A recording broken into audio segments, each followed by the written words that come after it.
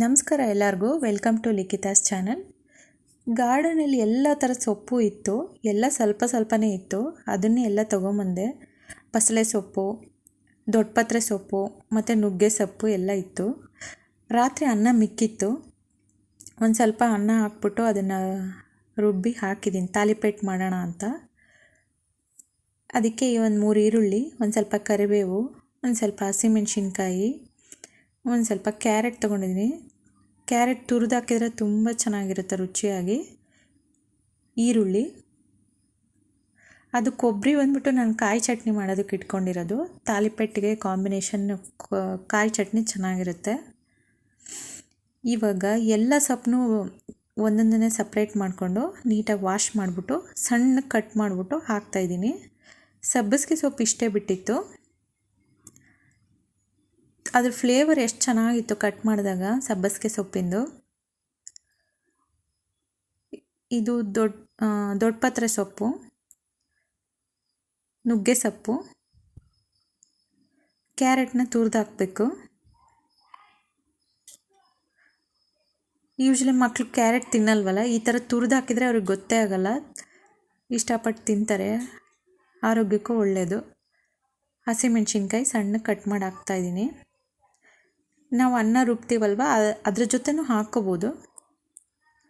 ಇವಾಗ ಈರುಳ್ಳಿ ಹಾಕ್ತಾಯಿದ್ದೀನಿ. ಈರುಳ್ಳಿ ಜಾಸ್ತಿ ಹಾಕ್ಕೊಂಡಷ್ಟು ಟೇಸ್ಟ್ ಚೆನ್ನಾಗಿ ಬರುತ್ತೆ.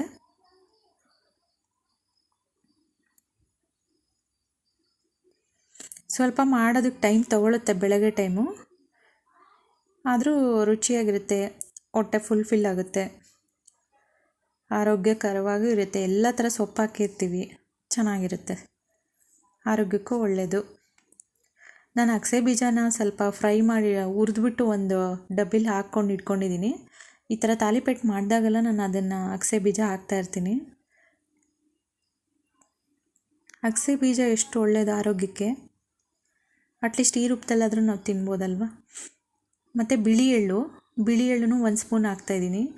ಬಿಳಿ ಎಳ್ಳು ಅಷ್ಟೇ ರುಚಿ ಕೊಡುತ್ತೆ, ಮತ್ತು ಹೆಲ್ತ್ ಬೆನಿಫಿಟ್ಟು ತುಂಬಾ ಇದೆ. ಜೀರಿಗೆ, 1 ಸ್ಪೂನ್ ಜೀರಿಗೆ ಹಾಕ್ತಾಯಿದ್ದೀನಿ. 1 ಸ್ಪೂನಷ್ಟು ಕಡಲೆಬೇಳೆ ಹಾಕ್ತಾಯಿದ್ದೀನಿ. ಇದು ಅಜ್ವೈನ್ ಹಾಕ್ತಾಯಿದ್ದೀನಿ, 1 ಸ್ಪೂನಷ್ಟು. ಇದು ಬಸಳೆ ಸೊಪ್ಪು ನಾವು ಬರೀ ಸಾಂಬಾರಲ್ಲಿ ಅಷ್ಟೇ ಮಾಡ್ತೀವಿ, ಬಟ್ ಈ ಥರ ತಾಲಿಪೆಟ್ಟಿಗೂ ಹಾಕಿ ಎಷ್ಟು ರುಚಿಯಾಗಿರುತ್ತೆ ಗೊತ್ತಾ. ಇದು ಪಾಲಕ್ ಸೊಪ್ಪು.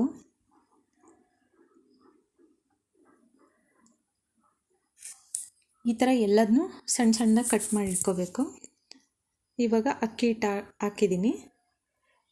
ಅಕ್ಕಿ ಹಿಟ್ಟೆಲ್ಲ ಹಾಕ್ಬಿಟ್ಟು ಉಪ್ಪು ಹಾಕಿ ನೀಟಾಗಿ ಈ ಥರ ಕಲಿಸ್ಕೋಬೇಕು.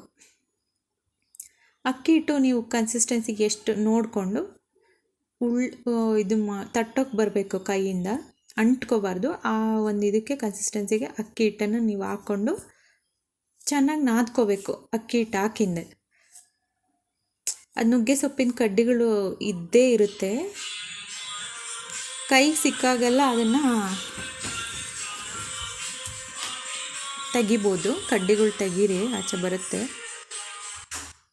ನುಗ್ಗೆ ಸೊಪ್ಪಲ್ಲಿ ಅದೇ ಅಲ್ವಾ, ಏನು ಮಾಡಿದ್ರೂ ಕಡ್ಡಿ ತೆಗಿಯೋಕ್ಕೆ ಆಗಲ್ಲ, ಬಂದೇ ಬರ್ತಿರುತ್ತೆ. ಇವಾಗ ನೋಡಿ, ಒಂದು ಎಣ್ಣೆ ಪೇಪರ್ ಇರುತ್ತಲ್ವ, ಯಾವುದಿರುತ್ತೋ ಆ ಪೇಪರ್, ಬಟರ್ ಪೇಪರ್ ಇದ್ದರೆ ಅದ್ರ ಮೇಲೆ ಈ ಥರ ತಟ್ಟಿ ಬೇಯಿಸ್ಕೋಬೇಕು ಅಂಚಲ್ಲಿ. ತುಂಬ ರುಚಿಯಾಗಿತ್ತು. ಎಲ್ಲ ಥರದ ಸೊಪ್ಪು ಹಾಕಿದ್ನಲ್ಲ, ಎಷ್ಟು ರುಚಿಯಾಗಿತ್ತು ನೋಡಿ. ಈ ಥರ ಬರುತ್ತೆ ಬೇಯಿಸಿದಾಗ. ಇದ್ರ ಜೊತೆ ಕಾಯಿ ಚಟ್ನಿ ಒಳ್ಳೆ ಕಾಂಬಿನೇಷನ್.